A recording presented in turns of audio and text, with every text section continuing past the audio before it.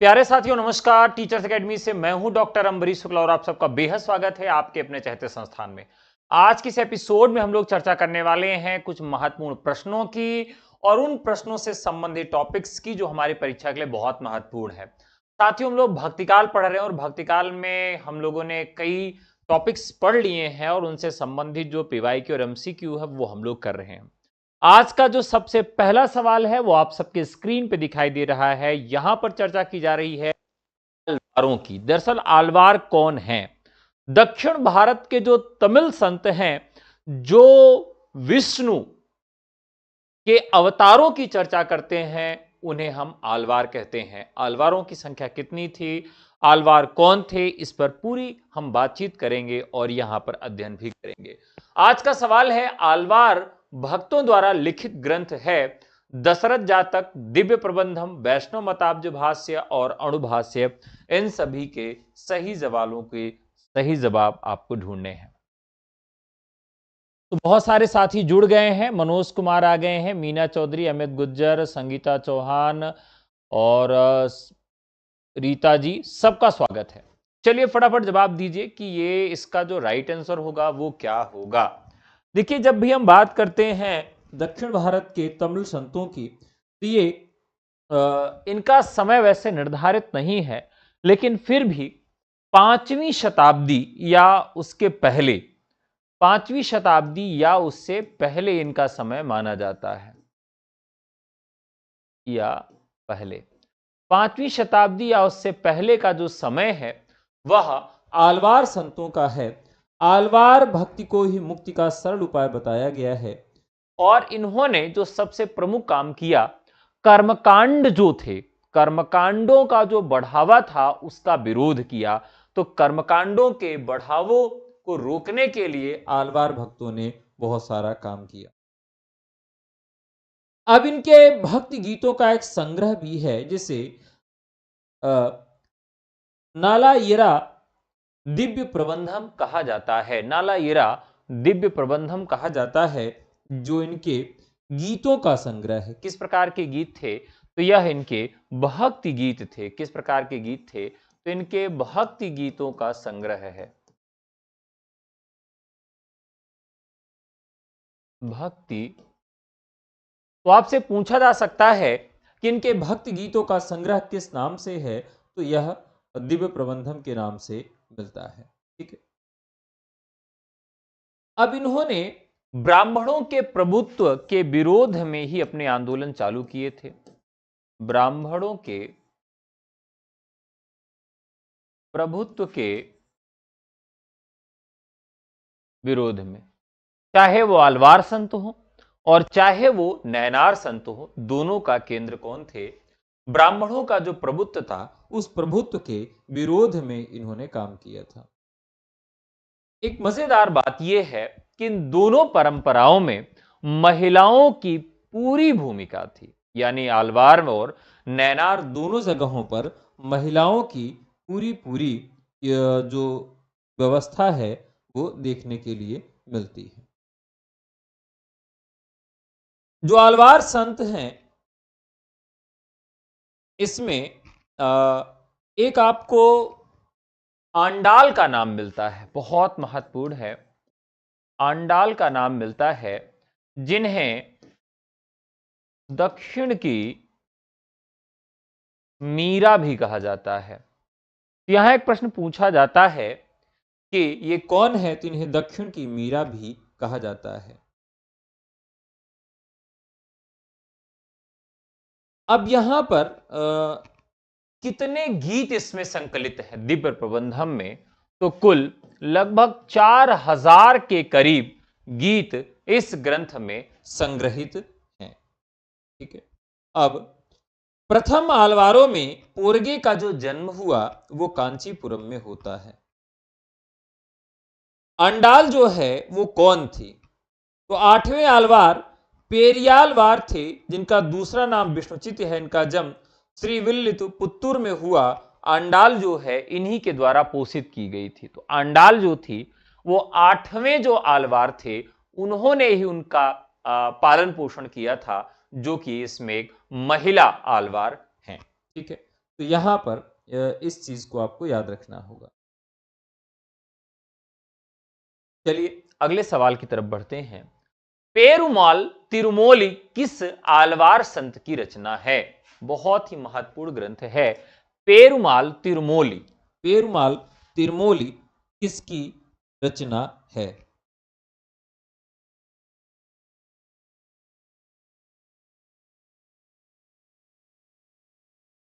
पेरुमाल तिरुमोली आंडाल की है, कुलशेखर की है, भ्रांत योगी की है, या शठकोप की है? या शठकोप की है, बताइए। तो नाम है पेरुमाल। तिरुमोली। अब यहां पर जो आसान सा सवाल देखें, पेरुमाल तिरुमोली जो है ये इसमें राइट आंसर हो जाएगा कुलशेखर। क्या नाम हो जाएगा? कुलशेखर। एक प्रकार की ये संत कवि ही थे और इन्होंने आडंबर के विरोध में लेखन कार्य शुरू किया था। तो इस तरह से पेरुमाल तिरुमोली जो रचना है वह किसकी हो जाती है? यह रचना हो जाती है कुलशेखर की। तो राइट आंसर हो जाएगा बी। सखी संप्रदाय के प्रवर्तक कौन हैं? अभी अभी हम लोगों ने सखी संप्रदाय की चर्चा किया था। सखी संप्रदाय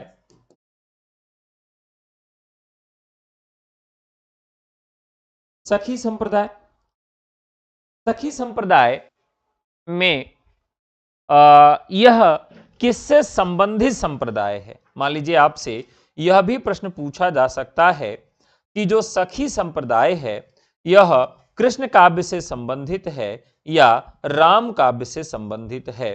तो इसका भी जवाब आप क्या देंगे? तो कृष्ण भक्ति से संबंधित 4 प्रमुख संप्रदाय थे, जिसमें एक संप्रदाय आपका सखी संप्रदाय भी है। ठीक है, इसे हरिदासी संप्रदाय, इसे टट्टी संप्रदाय के नाम से भी जाना जाता है। एक बड़ा प्रश्न होता है कि हरिदासी या सखी संप्रदाय को सबसे पहले टट्टी संप्रदाय नाम किसने दिया? तो हरिदासी या सखी संप्रदाय को सर्वप्रथम टट्टी संप्रदाय का नामकरण किसने दिया? तो यह मिस्र बंधुओं के द्वारा यह नामकरण सबसे पहले दिया गया, यानी इसका नाम पहले यह नहीं हुआ करता था। ठीक है, पहले यह नाम नहीं हुआ करता था। अब ये जो आपके सखी संप्रदाय के आचार्य हैं हरिदास जी, इस इसका नामकरण के पीछे की हिस्ट्री क्या है? तो एक हरदास मोहन जी थे, जिनका नाम क्या था? मोहन। वो क्या करते थे? बांस की टट्टियां बनाकर, बांस की जो टट्टियां होती है उसको बनाकर रहते थे, जिसके कारण ही इसका नाम क्या पड़ गया? टट्टी संप्रदाय पड़ गया। ठीक है, अब यहां एक चीज और पूछा जाएगा कि सखी संप्रदाय में और कौन कौन से कवि आते हैं? जिसमें एक नाम आपको मिलेगा जगन्नाथ स्वामी, जो कि हरदासी संप्रदाय से संबंधित हैं। बीठल विपुल, बिहारिंदास,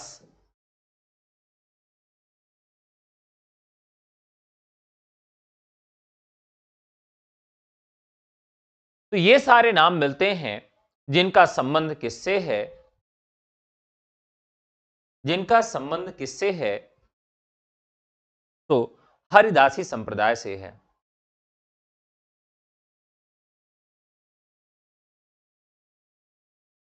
आगे बढ़ते हैं।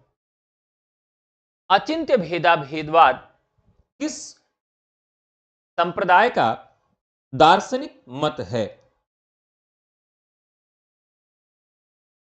देखिए, अब ये जो मत है गौड़ी संप्रदाय का है और इसके जो प्रवर्तक हैं उनका नाम क्या है? तो महाप्रभु चैतन्य महाप्रभु इनका नाम है। लेकिन इनके बचपन का नाम पूछा जाता है कि इनके बचपन का नाम क्या था? इनके बचपन का नाम निमाई था। एक और नाम मिलता है इनके बचपन का, वह भी आपसे पूछा जा सकता है। कि इनके बचपन का नाम क्या था? तो निमाई या विश्वंभर इनका नाम था। क्या नाम था? निमाई या विश्वंभर इनके बचपन का नाम था। ठीक है। चैतन्य महाप्रभु के बहुत ही सुंदर थे। और बहुत ज्यादा सुंदर होने के कारण इन्हें गौरांग भी कहा जाता था। क्या कहा जाता था? बहुत ज्यादा गौरवर्ण होने के कारण इन्हें गौरांग भी कहा जाता था। इनके दीक्षा गुरु जो थे केशव भारती, इनके कौन थे? यह दीक्षा गुरु थे। तो दीक्षा गुरु केशव भारती ने ही इनका नामकरण चैतन्य महाप्रभु किया। क्या किया? चैतन्य महाप्रभु इनका नामकरण किसने किया? तो केशव भारती ने ही किया था। ठीक है। तो इनके ही संप्रदाय का जो सिद्धांत है उसे अचिंत्य भेदा भेदवाद के नाम से जाना जाता है। अगला सवाल है, संत शब्द को शांत से व्युत्पन्न मानने वाले विद्वान कौन है? संत शब्द तो जल्दी से बताइए। यहां पर संत शब्द का संबंध राहुल सांकृत्यायन ने बताया या हजारी प्रसाद द्विवेदी ने बताया या ग्रियर्सन ने बताया? बहुत ही महत्वपूर्ण सवाल है संत शब्द।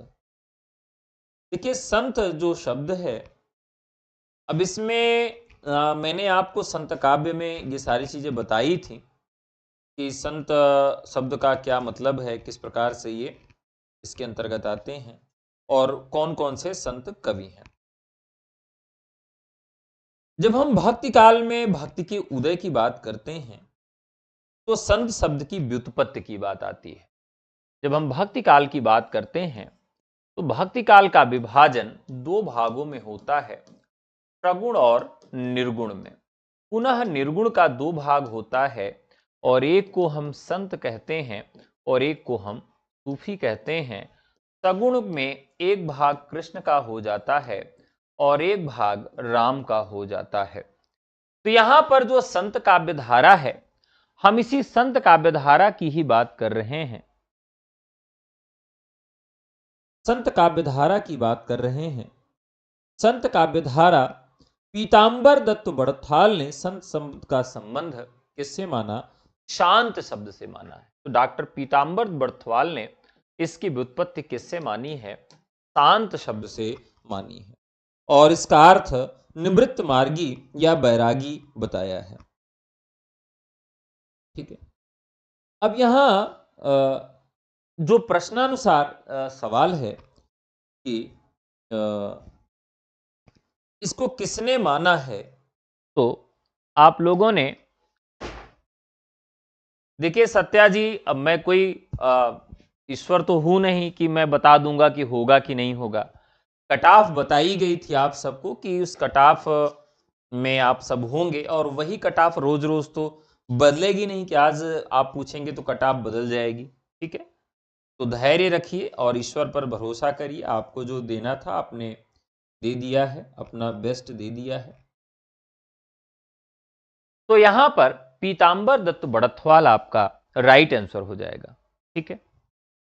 नेक्स्ट क्वेश्चन है, संतों में मूर्ति पूजा और अवतारवाद का विरोध किसके प्रभाव स्वरूप मिलता है? वैष्णव भक्ति, शाक्त भक्ति, स्मार्त भक्ति, इस्लाम के एकेश्वरवाद के तहत।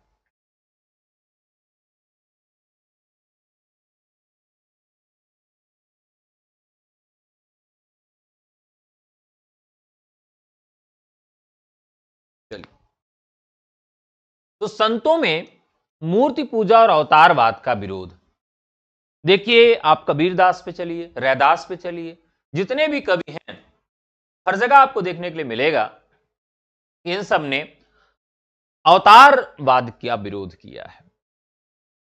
तो यहां पर जो सवाल है कि किसके प्रभाव स्वरूप यह आया है, देखते हैं। देखिए, संतों के यहां एक मिलता है कि हम जीव हत्या जीव हत्या का जो विरोध मिलता है, जीव हत्या का जो विरोध मिलता है वह किसके कारण मिलता है? तो ये लोग वैष्णवों के प्रभाव में आते थे। वैष्णव क्या किए? तो वैष्णवों के प्रभाव में इन्होंने जीव हत्या पर विरोध की बात की।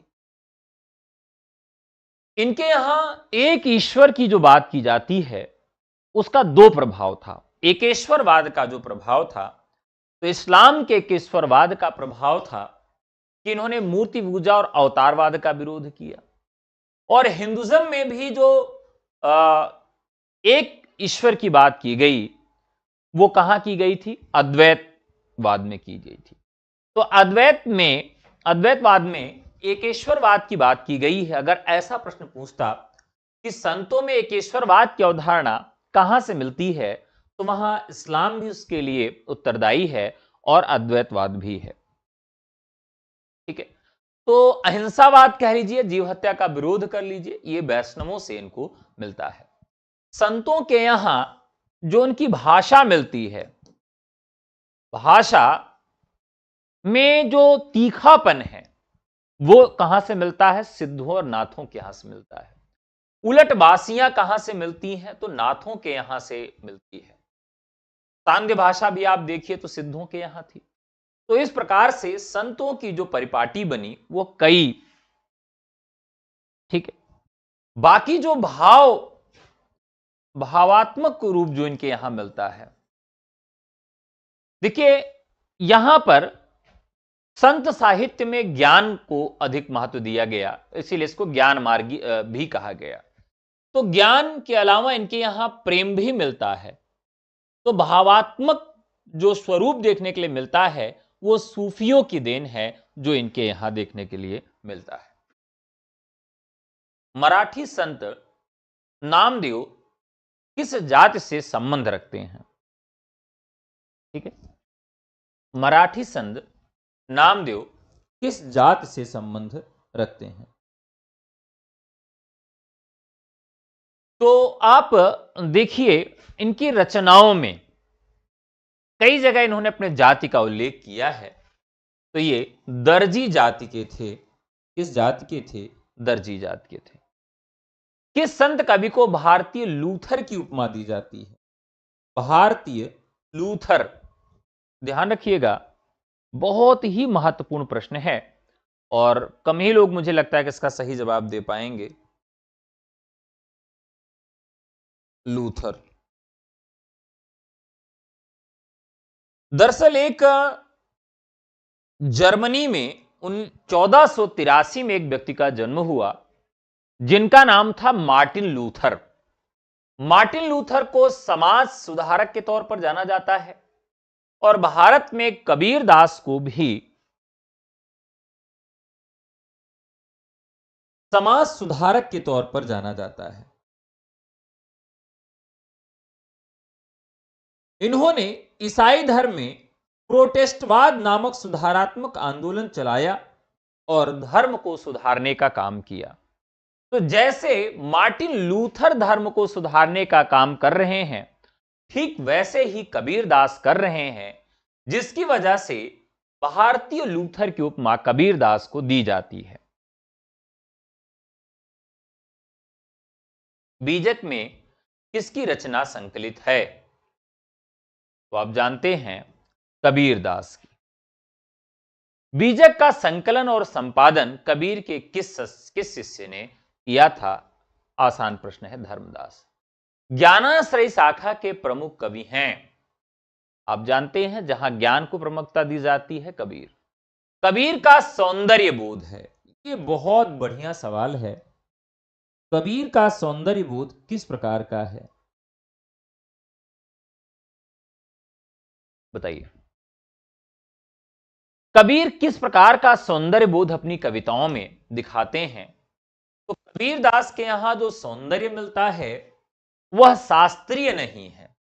वो कहते हैं तू कहता कागज की लेखी और मैं कहता आंखों देखी।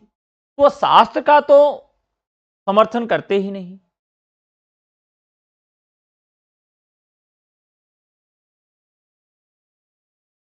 आदर्श आदर्श वाद भी कबीर के यहां नहीं मिलता। रसवाद, इससे कोई नाता ही नहीं है। अपारंपरिक और यथार्थवादी, यानी उस परंपरा पर कविता नहीं लिख रहे हैं जिस परंपरा पर अभी तक कविता लिखी जा रही थी। उन्होंने परंपरा से हटकर कविता की और यथार्थवादी धरातल पर कविता की। इस प्रकार से इसका सही उत्तर हो जाएगा अपारंपरिक और यथार्थवादी, राइट आंसर। गुरु नानक की वाणियों का संग्रह है। गुरु नानक की वाणियों का संग्रह है। आज गुरु ग्रंथ साहब, अष्टायाम, सबंगी और नादिर निकात। महत्वपूर्ण सवाल है। तो गुरु नानक ने, देखिए जो आज गुरु ग्रंथ साहिब है इसमें निर्गुण पद हैं। और अगर हमें सिख धर्म के प्रमुख कवियों को देखना पड़े, रखना पड़े, तो हम उन्हें निर्गुण कवियों के अंतर्गत ही रखते हैं। कबीर दास की रचनाएं, रैदास की रचनाएं या और भी निर्गुण कवि जो हैं उनकी रचनाएं हमें गुरु ग्रंथ साहिब में देखने के लिए मिलती हैं। यहां पर सही जवाब हो जाएगा आदि गुरु ग्रंथ साहिब। आशा दीवार किसके द्वारा रचित है? आशा दीवार किसके द्वारा रचित है?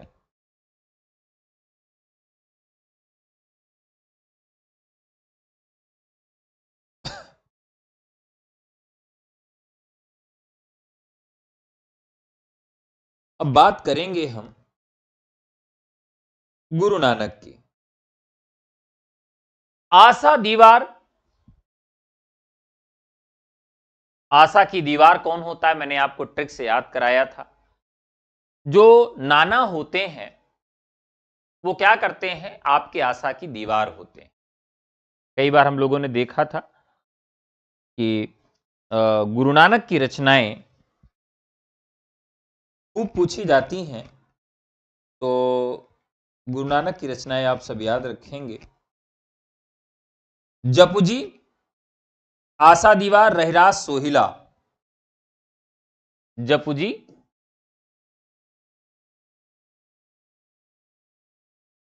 आशा दीवार, रहिरास,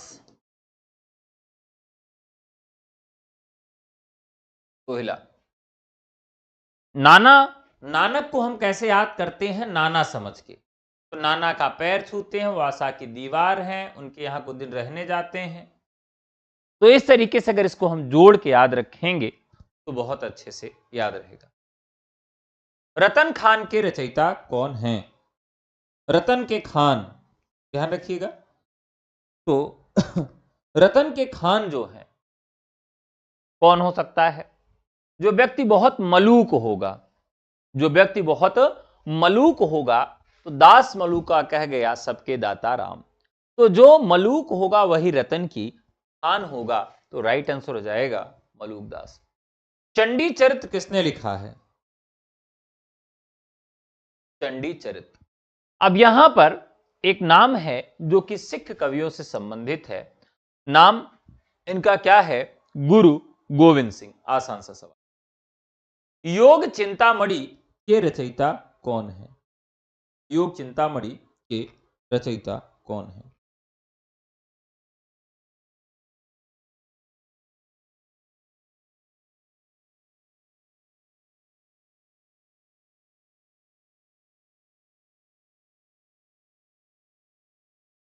यहां एक नाम मिलता है रामानंद का।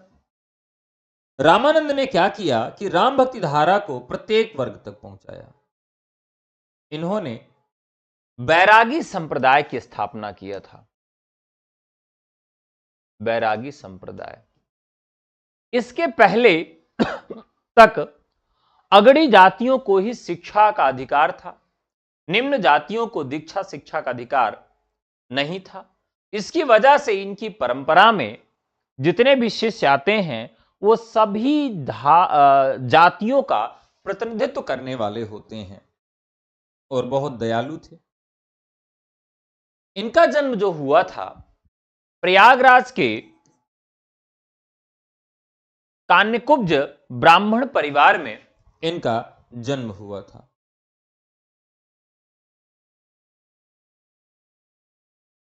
अब गुरु शिष्य परंपरा भी पूछी जाती है। 22वें स्थान पर रामानंद आते हैं। गुरु परंपरा में इनका स्थान किस स्थान पर है? तो अगर इनका गुरु परंपरा बनेगी तो उस गुरु परंपरा में इनका 22वां स्थान है। ध्यान रखिएगा कि अगर परंपरा में जगह नाम पूछा जाए तो 22वें स्थान पर ये आएंगे। संत कबीर पुस्तक के लेखक कौन है? संत कबीर।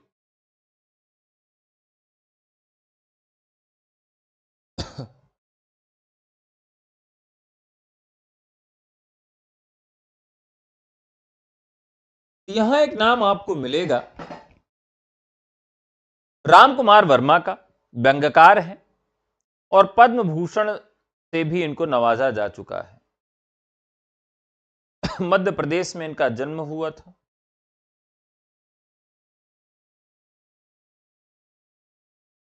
तो जिसमें जो संत कबीर रचना है वह राम कुमार वर्मा के द्वारा लिखी गई। अगला सवाल है, कौन संत रामानंद की शिष्य परंपरा में नहीं आता? कौन संत रामानंद की शिष्य परंपरा में नहीं आता?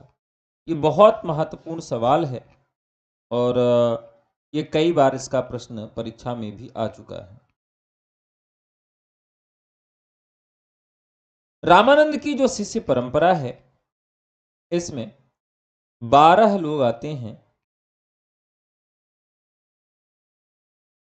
जिसमें अब इसके नाम देखिए, सुखानंद, नरहरियानंद, दादू दयाल और अनंतानंद। अब इसमें आपके अनुसार कौन नहीं आता है? देखिए, अगर ये प्रश्न तो कई बार तक आ चुका है परीक्षा में। तो दादू दयाल वृद्ध भगवान न, ये इस परंपरा में नहीं आते, जबकि सुखानंद, नरहरियानंद और अनंतानंद ये आते हैं। कबीर का अहिंसावाद किस संप्रदाय की देन है? अभी भी हम लोगों ने चर्चा किया था, वैष्णव की। लीना किस संत की पत्नी का नाम था? सॉरी, लोना। लोना किस संत की पत्नी का नाम था? तो कबीर का तो नहीं था, सुंदरदास दादू। रैदास, रैदास की पत्नी का नाम क्या था? लोना था। जाके कुटुंब सब ढोर ढोवत फिरहि, अजहू बनारसी आस पासा। ढोर ढोने की बात की गई है। तो यहां पर रविदास या रैदास हैं जिन्होंने अपने जाति के विषय में, अपने व्यवसाय के विषय में खुलकर लिखा है। तो राइट आंसर हो जाएगा रविदास या रैदास। देखिए, असिस्टेंट प्रोफेसर के रिवीजन बैच, प्रैक्टिस बैच में अगर आप जुड़ना चाहते हैं तो तय समय सीमा के अंदर पूरा आपको रिवीजन करवाया जाएगा। आप नए बैच से जुड़ने के लिए व्हाट्सएप कर सकते हैं। हमारा नंबर है 9628 95 92 37। सुंदर ग्रंथावली का संकलन किसने किया है? ये एक नया प्रश्न है। हरिनारायण शर्मा। गुरु अर्जुन देव के गुरु ग्रंथ साहिब में निहित पदों की संख्या कितनी है? तो लगभग 6000 पद इसमें आपको देखने के लिए मिलेंगे। सुखमणि के रचनाकार कौन हैं? तो गुरु अर्जुन देव, अर्जुन देव राइट आंसर हो जाएगा। 52 आखरी तो ये तो आसान है। 52 आखिरी। तो यह भी जो रचना है सुखमनी और 52 आखिरी दोनों रचनाएं किसकी हो जा रही हैं? गुरु अर्जुन देव की हो जा रही है। सही है।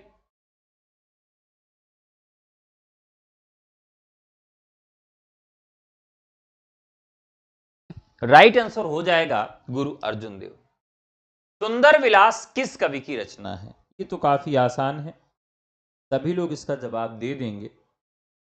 सुंदर विलास नाम पर ही आधारित है सुंदरदास, जो कि श्रृंगार रस के प्रबल विरोधी थे और शांत रस के समर्थक थे। सुंदरदास।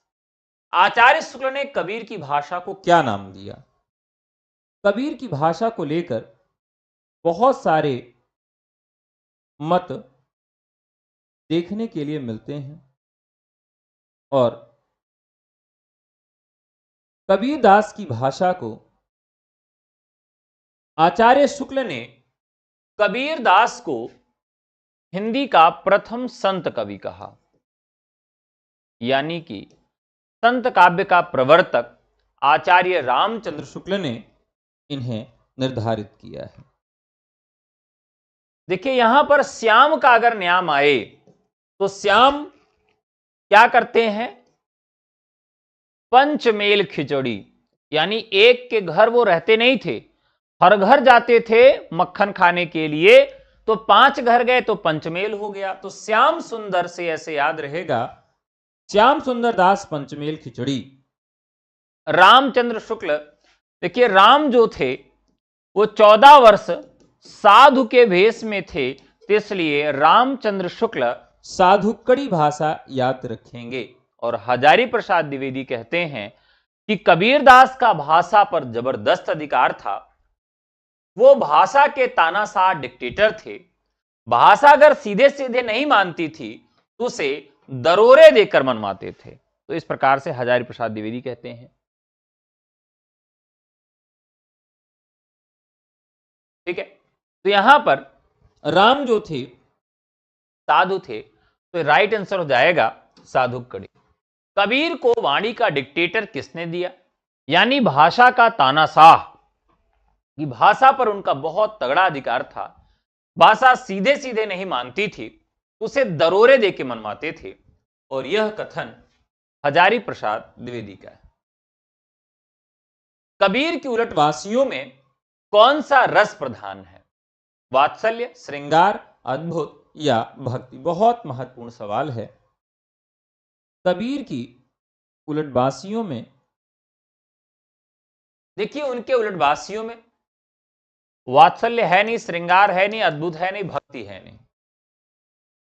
तो कबीर की उलटवासियों में कौन सा रस प्रधान है? मैंने सबको गलत काट दिया, लेकिन एक सही है।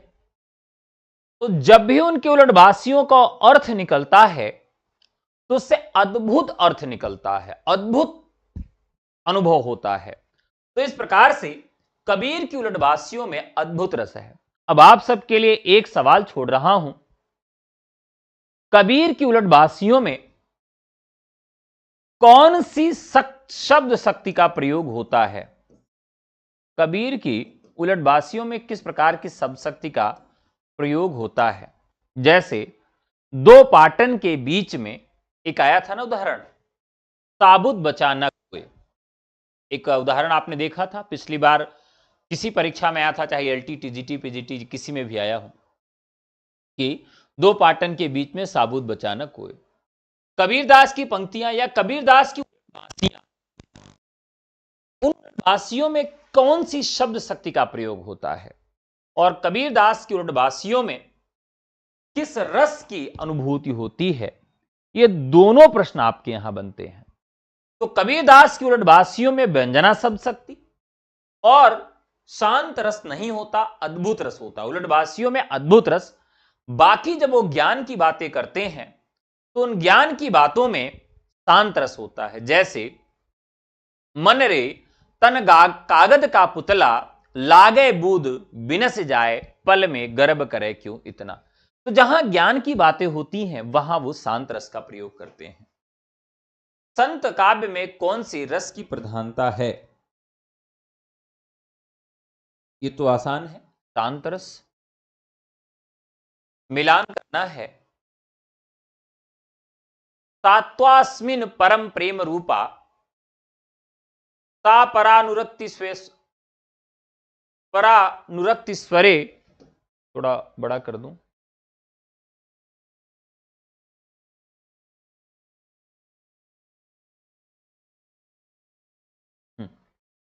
भक्ति का प्रस्थान बिंदु और भक्ति रसामृत सिंधु।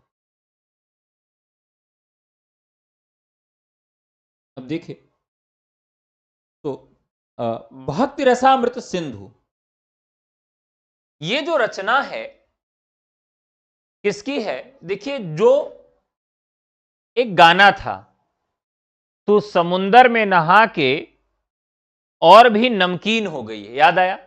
बस वही ट्रिक है। तो सिंधु का मतलब है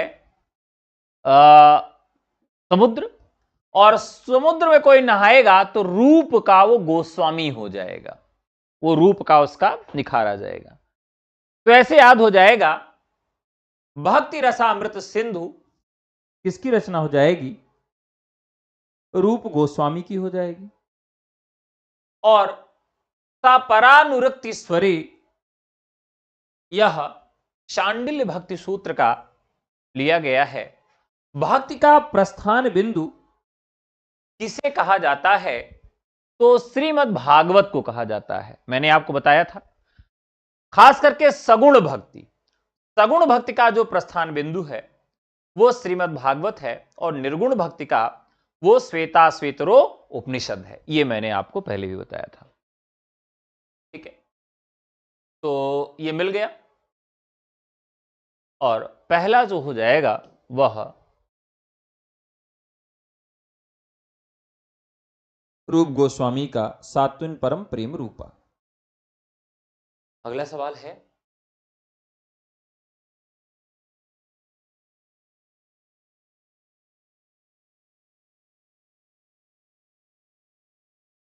मिलान करना है कुतुबन।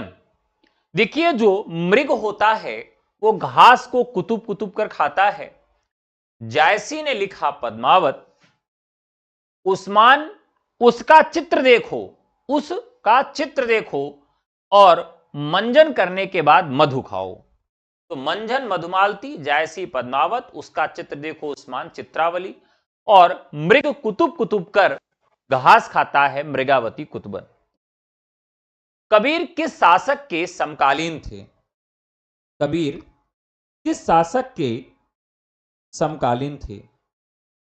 आप देखिए, तो इनके जो गुरु थे शेख तकी, शेख तकी इनसे नाराज हुए और उस समय के जो शाहे वक्त थे, राजा थे, उनसे इनकी शिकायत की, और जिसके कारण सिकंदर लोदी ने इनको जंजीरों में बांधकर गंगा में डुबोया था।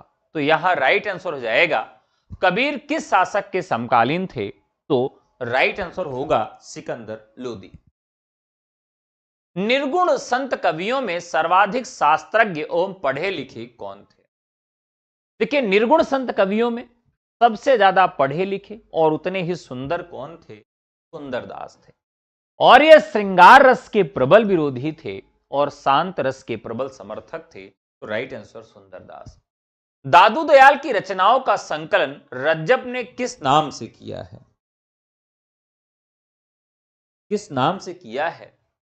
तो रज्जब तय गज्जब किया, रज्जब ने बहुत गजब का काम किया था। तो रज्जब को तो जरूर याद रखिएगा कि उन्होंने क्या गजब किया था। आप सब जानते हैं कि रज्जब ने क्या गजब काम किया था। आजीवन तक ये दूल्हे के वेश में रहे।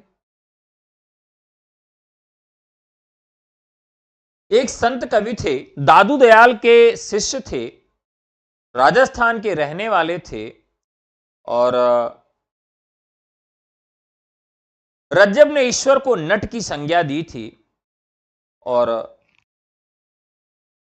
122 वर्षों तक भक्ति भाव में लीन रहे थे।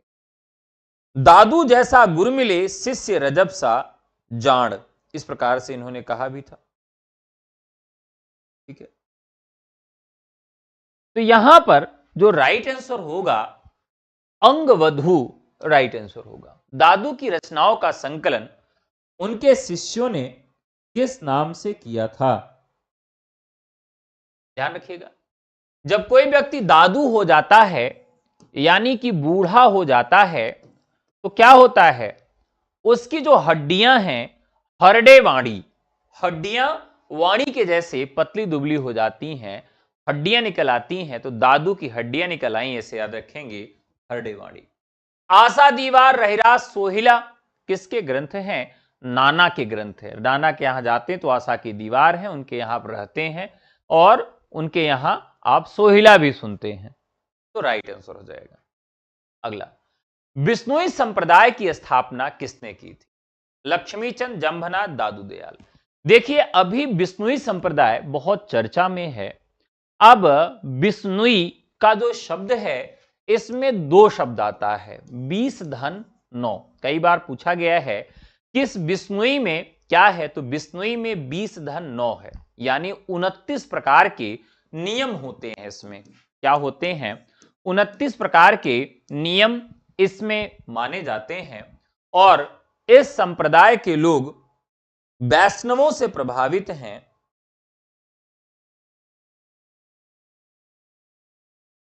ये अपने जानवरों की रक्षा करते हैं।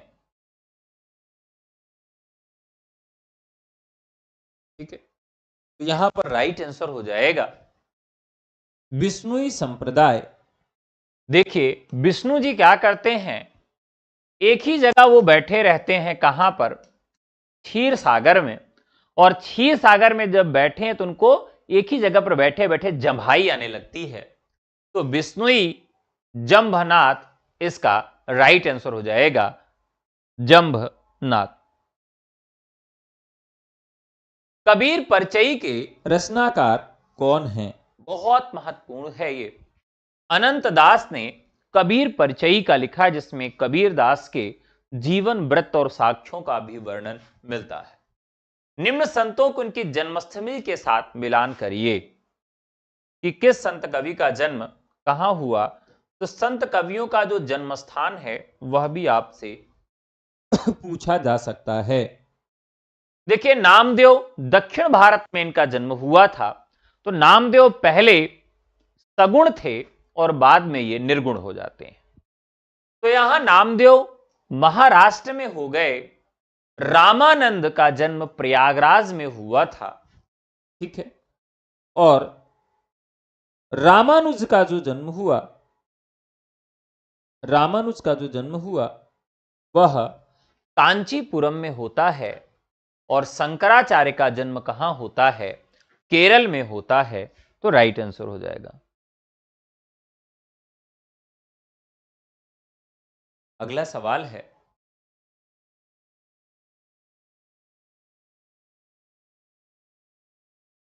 निम्न को सुमेलित कीजिए। श्री संप्रदाय, रुद्र संप्रदाय, ब्रह्म संप्रदाय, सनकादिक संप्रदाय। देखिए यहां पर विभिन्न संप्रदाय हैं। इन संप्रदायों से आप समझिए कि एक प्रश्न आपके यहां पूछा जाएगा। देखिए श्री, हम लोग क्या कहते हैं? जय श्री राम, टिक टिक बन गई। श्री रामानुजाचार्य, श्री राम, तो श्री राम के साथ कनेक्ट हो रहा है श्री रामानुजाचार्य। ठीक है, फिर आता है रुद्र संप्रदाय। रुद्र, देखिए ब्रह्मा, विष्णु और महेश त्रिदेव हैं, तो इनको जोड़ के 3 देव बनाइए। तो रुद्र के साथ किसको जोड़ेंगे? विष्णु को जोड़ेंगे। ठीक है, तो रुद्र संप्रदाय विष्णु के द्वारा आता है। फिर आता है आपका ब्रह्म संप्रदाय। तो ब्रह्मा जी को क्या चढ़ाई जाती है? मधु चढ़ाई जाती है उनके पूजा में। तो ब्रह्म संप्रदाय मध्वाचार्य, मध्वा का मतलब मधु हो गया। ठीक है, सनकादिक संप्रदाय, सनकादिक संप्रदाय। और अगर कोई व्यक्ति नींबू का अचार खा लेगा तो सनक जाएगा, सनकादिक संप्रदाय। खट्टा होगा ना तो क्या होगा? सनक जाएगा। तो ऐसे याद रखेंगे, सनकादिक संप्रदाय निम्बार्काचार्य। इस तरीके से हम इसको याद रख सकते हैं। यहां पर भी आपको सुमेलित करना है, सुमेलित करिए। क्या सुमेलित करना है? श्रीचंद, ध्यान रखिए, श्रीचंद। अब यहां देखिए बहुत सारे लोग क्या करते हैं, चंदन लगाकर बैठे रहते हैं। धुंधला दिख रहा है। अब अभी जैसे माघ मेला आ गया है तो बहुत सारे लोग क्या करते हैं, चंदन लगाकर बैठे रहते हैं उदास होते हुए, कोई आता ही नहीं उनके पास। तो बस हमारी यही ट्रिक हो गई, श्री चंदन लगाकर उदास बैठे हुए हैं कि कोई जजमान उनके यहां आ जाए। तो श्रीचंद उदासी संप्रदाय, ऐसे ट्रिक से याद रखेंगे तो मजा रहेगा। फिर शंकराचार्य थे। शंकराचार्य का अद्वैतवाद यानी कि स्मार्त संप्रदाय उन्होंने चलाया। फिर आते हैं आपके ज्ञानदेव। ज्ञानदेव, जिस व्यक्ति को ज्ञान हो जाता है वो व्यक्ति बकरी पाल लेता, क्योंकि वो जानता है कि एक बकरी 2-3-4 बच्चे देगी, दूध भी देगी और माला माल हो जाएंगे। तो ऐसे याद रखिए, ज्ञानदेव वारकरी संप्रदाय, जिसको ज्ञान हो जाता है वो बकरी पाल लेता है, ज्ञानदेव वारकरी संप्रदाय। हित हरिवंश राधा वल्लभ संप्रदाय, ठीक है। तो जिसका भी हित हरि से जुड़ा हुआ है वो राधा और वल्लभ की पूजा करता है। तो राइट आंसर हो जाएगा हित हरिवंश राधा वल्लभ। अजगर करे न चाकरी, पंछी करे न काम, दास मलुका कह गए सबके दाता राम। ये बहुत आसान सा सवाल है, आप सब जवाब दे देंगे। दास मलुका। प्रभु जी तुम चंदन हम पानी, अंग अंग बास समानी। ये भी बहुत आसान सा सवाल है। तो ये रैदास की पंक्तियां हैं। मन के हारे हार है, मन के जीते जीत। पंक्ति के रचनाकार कौन है? बहुत महत्वपूर्ण पंक्ति है। ये पंक्ति है रहीम दास की। अक्सर ये पंक्ति गलत हो जाती है, जो भी सवाल हमको बेहद आसान लगते हैं वो सवाल हम गलत कर देते हैं। अपना मस्तक काट के वीर हुआ कबीर। देखिए ये पंक्ति दादू दयाल की है। किसकी पंक्ति है? दादू दयाल की पंक्ति है। अगला सवाल है, मैं कहता आंखिन की देखी, तू कहता कागज की लेखी। कबीरदास की पंक्ति है। अवधू गगन मंडल घर कीजे। ये प्रश्न बहुत महत्वपूर्ण है। अवधू गगन मंडल घर कीजे। देखिए अब इन पंक्तियों पर नाथ पंथ का प्रभाव पड़ा है। नाथ पंथ का प्रभाव पड़ा है और ये संत काव्य पर पड़ा है और संत काव्य पर कबीर पर पड़ा है। तो अवधू गगन मंडल घर कीजे, राइट आंसर कबीरदास, ठीक है। तो साथियों, अगर आप TGT, PGT, LT grade, GIC प्रवक्ता, असिस्टेंट प्रोफेसर या किसी भी राज्य की शिक्षक भर्ती जिसमें टीजीटी, पीजीटी या असिस्टेंट प्रोफेसर हिंदी पूछी जाती हो, उससे संबंधित कक्षाएं ले सकते हैं। अभी असिस्टेंट प्रोफेसर का रिवीजन बैच लेना चाहें या उत्तर प्रदेश टीजीटी, पीजीटी का 120 दिन का बैच लेना चाहें, जिसमें पूरा पढ़ाया जाएगा, नोट्स दिया जाएगा, टेस्ट सीरीज दी जाएगी और आपके डाउट्स क्लियर करवाए जाएंगे, आप व्हाट्सएप करके हमसे जुड़ सकते हैं।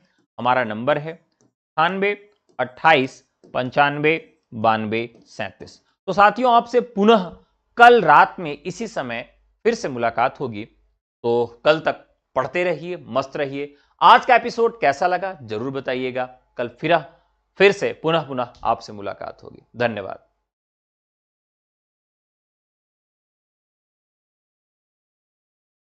विनीता जी कमेंट दिख रहा है, जल्दी ही आरपीएससी पर एक क्लास लेकर आऊंगा जिसमें कुछ चर्चा की जाएगी।